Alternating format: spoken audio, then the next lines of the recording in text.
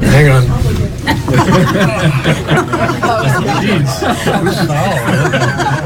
Who's that foul on? Is that on Ann? That was on Ann, yeah. What do you think about the noise coming out of Houston camp?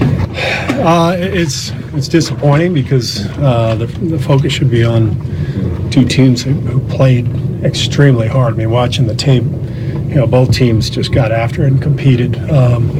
But we just watched the tape upstairs. You don't think there were 10 calls that we thought we got fouled? I mean, this is how it goes. And every coach in the league will tell you the same thing. You watch the tape and you go, man, that's a foul, that's a foul. It's the nature of the game. FS1 NBA analyst Chris Broussard with us this morning. So, Chris, who wins Game 2 tonight? Golden State. I say that with confidence. I think Golden State's problem all year has been complacency, lack of focus, boredom, including last round against the Clippers at times. And I don't think that's going to be an issue in this series. I don't think they'll get bored. One, because they know Houston is a legitimate opponent. But two, because I think they are really sick and tired of the Rockets whining and complaining, all the way back to belittling what they did last year when they beat them in 7. I mean, when that report they sent to the league essentially saying you cost us a trip to the NBA Finals and a championship, they said you pretty much cost us. That belittles Golden State's greatness. Right. I think they're tired of that. When I see Steve Kerr come out in a press conference and mock an opponent like that. Mocked them. Right. Yep. That's totally unnecessary. I'm fine with it. I thought it was great. But that tells me he and his team will be focused. One more thing, too. Houston has a problem in that James Harden, as great as he is not nearly as great in the playoffs. And I don't mean just in elimination games where we've seen him go 2 for 11, 12 games. He shot 28% from 3. He's going to take a ton of, he'll probably take 12 to 15 of them tonight. He will. And if he's not hitting, and I just think, too, we know Scott Foster now, the official, right? I don't think he's going to, do anything untoward toward the Rockets. But I just wonder about them. Mentally, will it be in their head? Yeah. As much respect as I have for Chris Paul, I just think sometimes he gets way too in his feelings. Like at the end of the game, that's unnecessary. Well, and I wonder over the edge. Right. He's lucky he's playing. He's lucky. He's lucky he's playing. I'm glad he is. But you saw Steph Curry football tackle Eric Gordon, right? You didn't see that, right? Well, I saw what the 2-minute report said. Guys stick together and everything. You and Steph, that's your brother right there. But you saw in football, Ray Lewis. He did. I'm going to take the Rockets because I believe the refs will be on guard. Even if they don't read the paper, even if they don't watch shows like ours, Skip, they watch that game tape and they go back. Klay Thompson goes close out. He fouled James Harden. They watch our show. Okay. Go ahead. Yeah, they watch. Well, good. They should be watching. Sean Wright, I know he watches. That's my he unofficially. He ref last night. He won't do this game. It's hard for me to believe that Clint Capella and PJ Tucker will combine for 6 points. Okay, my bad. 4 points. 4 points. Well, let me counter that with it's hard for me to believe that Steph and Klay will combine for 5 threes. Okay, but here's the 31 points. Here's the thing. Can we get Eric Gordon and CP3 to offset that? Maybe. Because Draymond is what beat.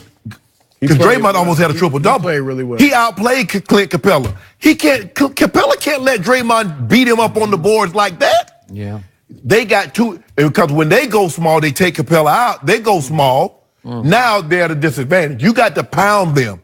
And you know what? They will keep Steph Curry in the pick and roll.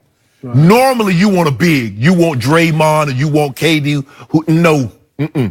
Whomever Steph Curry, you watch him. Whomever Steph Curry is guarding, that's who's calling for the pick. James Harden or CP3. They want Steph Curry. You got to make him work.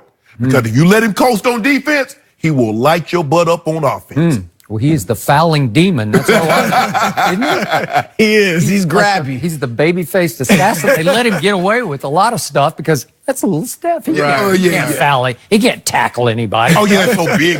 It's just so hard to officiate. Hard. Yeah, okay. Y'all stick together too quick. I noticed that.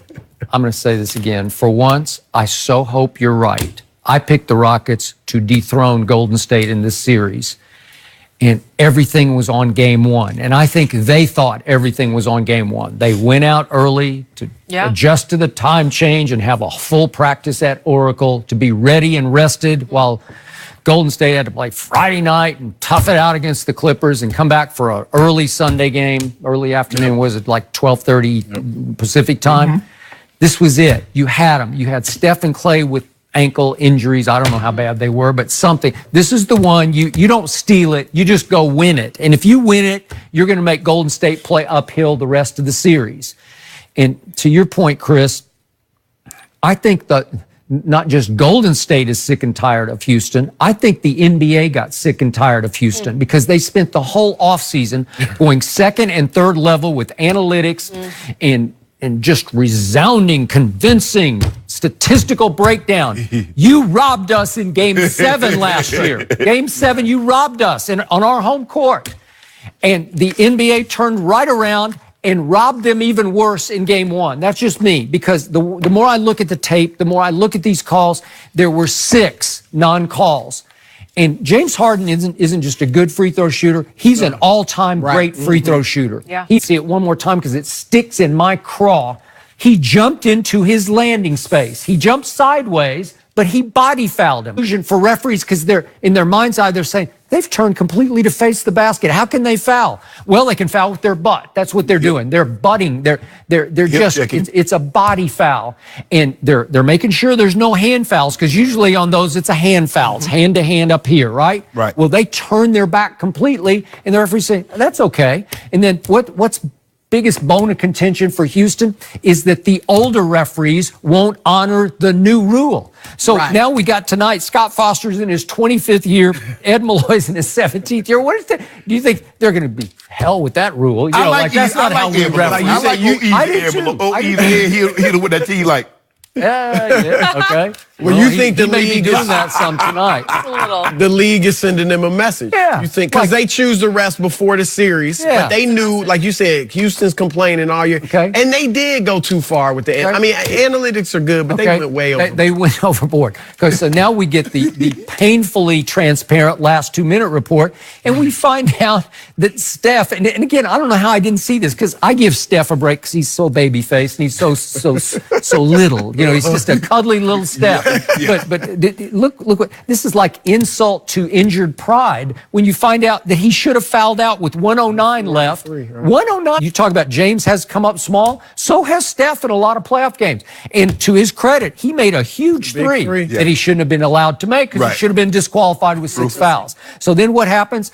We have the James non-call down at the other end, and Chris Paul gets the rebound and he dribbles around and he runs into Klay Thompson. But then we didn't even see it. That, to your point, there's a tackle that occurs.